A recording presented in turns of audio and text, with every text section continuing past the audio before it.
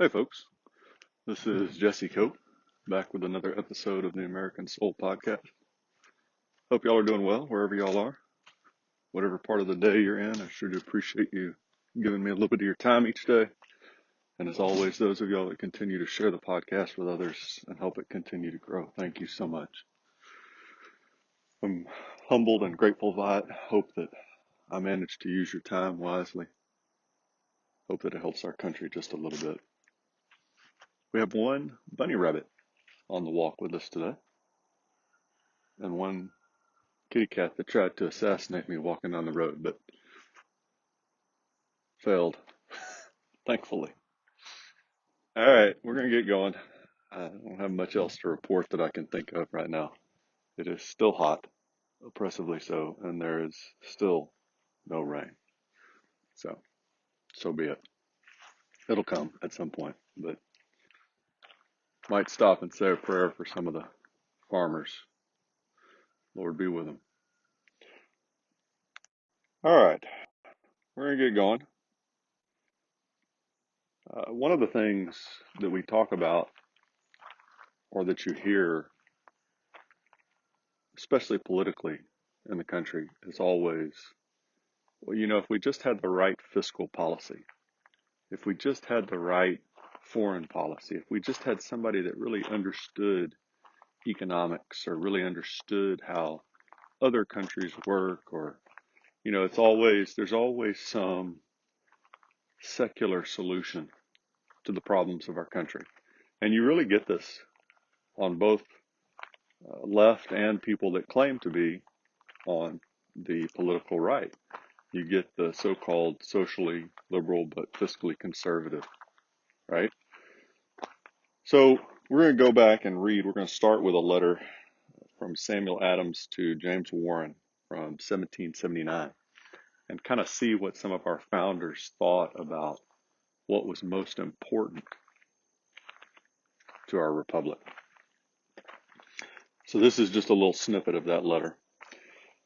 A general dissolution of principles and manners will more surely overthrow the liberties of America than the whole force of the common enemy. While the people are virtuous, they cannot be subdued. But when once they lose their virtue, they will be ready to surrender their liberties to the first external or internal invader. I think that's a pretty big deal, folks, because that's certainly where we are today. How necessary, then, is it for those who are determined to transmit the blessings of liberty as a fair inheritance to posterity, to associate on public principles in support of public virtue? I do verily believe that the principles and manners of New England produced that spirit which finally has established the independence of America, and nothing but opposite principles and manners can overthrow it. If you are of my mind, and I think you are, the necessity of supporting the education of our country must be strongly impressed on your mind. It gives me the greatest concern to hear that some of our gentlemen in the country begin to think that the maintenance of schools is too great a burden. This is a big deal right here, folks, because I even get some of the comments back from the podcast, people saying, well, we've moved past the point of public education. I had somebody a couple weeks ago say, well, you're just brainwashed, to think that we still need public education. Don't misunderstand me. One, we absolutely have to have public education because there are always going to be families in certain situations that for whatever reason can't, won't, can't figure out how to educate their own children. The problem is we have taken public education and done pretty much the opposite on every single issue of what we need to do today. And so you can't have that. You're having taxpayers publicly fund education that goes exactly against the founding principles of the country. It's literally destroying the future of our nation right now, the way we're running public education. And so a lot of people see that. That's why you see the continued percentage across the nation increase in homeschool. That's why you see the success of many charter schools, private schools. So both things can be true at the same time, folks. One, we have to have public education, but two, not in the current state. We can't have it in the current state. It would be better not to have it. We're doing more damage with public education today in the way that we have it than if we didn't have it. But not having it is going to be dangerous. So the point is we've got to fix it. And Samuel Adams here, what he's saying is the main point for the country is virtue. You've got to have virtue. And one of the only ways to ensure that that happens, he said, is supporting the education of our country. And he was very concerned that some gentlemen, right, think that the maintenance of schools is too great a burden. The problem isn't the system, like needing the system. The problem is the way that we're running the system today, folks. Make sure you understand that. And we're going to come back and hit that a couple more times. Let me see. Where did I get? There we go. I wish that they could hear the encomiums, I pronounced that wrong, folks, sorry, that are given to New England by some of the most sensible and public-spirited gentlemen in the southern states for the care and expense which have been freely borne by our ancestors and continue to this time for the instruction of youth. Virginia is duly sensible of the great importance of education and, as a friend in that country informs me, has lately adopted an effectual plan for the necessary purpose. If virtue and knowledge are diffused among the people, they will never be enslaved. This will be their great security. Virtue and knowledge will forever be an even balance for powers and riches. I hope our countrymen will never depart from the principles and maxims which have been handed down to us from our wise forefathers. This greatly depends upon the example of men of character and influence of the present day. This is the subject my heart is much set upon. But I fear I have wearied your patience. I will conclude with my most ardent prayer that our last days may be our best days, and our last works our best works. So, just to make sure that we're clear on this, that Samuel Adams, when he's talking about virtue, was talking about based on the principles of Christ. In his Rights of the Colonists from 1772, the right to freedom being the gift of the Almighty, the rights of the colonists as Christians may be best understood by reading and carefully studying the institution of the great lawgiver and the head of the Christian church, which are to be found clearly written and promulgated in the New Testament. So this virtue that he's talking about has got to be based on the principles of Christ, which is the main issue with public education today. There are other huge issues. The fact that the school hour is longer than a working man's day for many kids, a grown working man's day. The fact that the school year continues to get longer and longer. The fact that the home life for so many of these kids is broken and dissolved, right? Those are huge issues too. Huge issues. But the biggest one by far is that we've taken God since 1947, continually marching this direction. We've taken God out of the center of public education. If you're a private citizen and you want education that's completely rejected God, that's fine. That's on you. You can go pay for it. You can go find somewhere and spend your money. But if you're going to take money from taxpayers in the United States of America, which is a Christian republic, undeniably, unless you're completely ignorant of history or you've got malevolent intentions, you have to have that public education based on, centered around, not just, 30 minutes in the morning, but each class period, like we've talked about. And it's not hard, folks.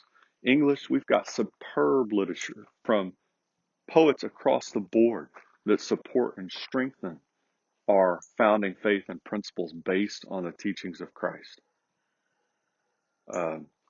Science, we could do it again. We've talked about Washington Carver. We've talked about Benjamin Franklin. We've talked about others. Very simple to do. History, we do it every day on this podcast. Super simple. Math, as I said once recently, I'm not an expert in that field, but I'm sure that somebody that is could figure it out. If we don't have public education funded by public taxpayers centered first and foremost on God and the Bible and Jesus Christ, then we are undermining the very foundation of our future. Jedediah Morris talked about talked about that, and good Lord, I wish I had that quote right now, but I don't. Talked about if the foundations be destroyed, right? And what he was saying is if we destroy Christianity, if we destroy the principles of Christ, if we take that out of our system, and a number of our presidents have talked about this, if we take those out of our system, out of our public institutions, out of our history and heritage, what do we have left?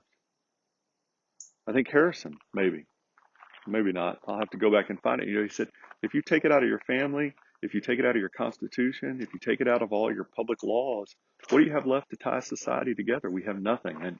And folks, whether regardless of what people who vote for, support, are indifferent to the evil values of the left, whatever they say, regardless of that, their actions show that that's what they want. And maybe want is the wrong word. You can change that word, but their actions show that that's the direction they are going. That's the direction they want the country to go, is to undermine our foundations and radically destroy and change the country. And that is the direction we're going. Abigail Adams, a couple great ones from her before we wrap up. I just thought, because it shows again this need for virtue that Samuel Adams was talking about in his letter. And that virtue has to be tied to education, folks. But this is from 1775, November, wrote to Mercy Warren, actually. A patriot without religion, in my estimation, is a great paradox as an honest man without fear of God. Is it possible that he who has no moral obligations can have any real goodwill towards men? Can he be a patriot who by openly vicious conduct is undermining the very bonds of society? The scriptures tell us righteousness exalteth a nation. Folks, Abigail Adams, I'm a big fan of hers. And man, this is harsh. And some of y'all, this is going to make really uncomfortable, and that's okay. That first line, a patriot without religion, in my estimation, is as great a paradox as an honest man without the fear of God. If you take God out, if you take the principles of Jesus Christ out, regardless of if a person accepts him as his Lord and Savior, if you take those principles out, you can't have a patriot. And so when you hear people today, your friends, your family, cousins, sisters, brothers, aunts, uncles, parents, children, it doesn't matter, folks. When you hear somebody say, oh, I love this country, but man, I can't stand, we've got to get God out of everything. That's not who we are. They're either lying to themselves or to you or to both. You cannot, as Abigail Adams said here in this letter, you can't have a patriot who undermines the bonds of society. And when she's talking about that, she's talking about, you go back to the first sentence, a patriot without religion is as great a paradox as an honest man with no fear of God. You cannot have a patriot who rejects God and Jesus Christ. It's not possible, folks. And you can see that today, because look what's happening to our country when we reject God out of our institutions. Have you had men and women who have rejected Jesus Christ as their personal savior, but still followed his principles publicly and in their private life? Yeah, absolutely. That's why I always say you don't have to be a Christian in order to be an American, but in order to have the American Republic, we have to have a people that follow the principles of Christ. Another one, 1776, Abigail Adams again, writing to her husband. I feel no anxiety at the large armament designed against us. The remarkable interpositions of heaven in our favor cannot be too gratefully acknowledged. He who fed the Israelites in the wilderness, who clothes the lilies of the field, and who feeds the young ravens when they cry, will not forsake a people engaged in so right a cause, if we remember his loving kindness. I just thought that was great, especially that last little part, if we remember. And we've forgotten God, folks, and so many, just almost across the board in our nation publicly. But if we'll remember him, he won't abandon us. Doesn't mean life will be easy. You can look at the pain that our country has gone through over the last few centuries, but it means he'll go through that pain with us. One more, and then I'm going to have to leave y'all today.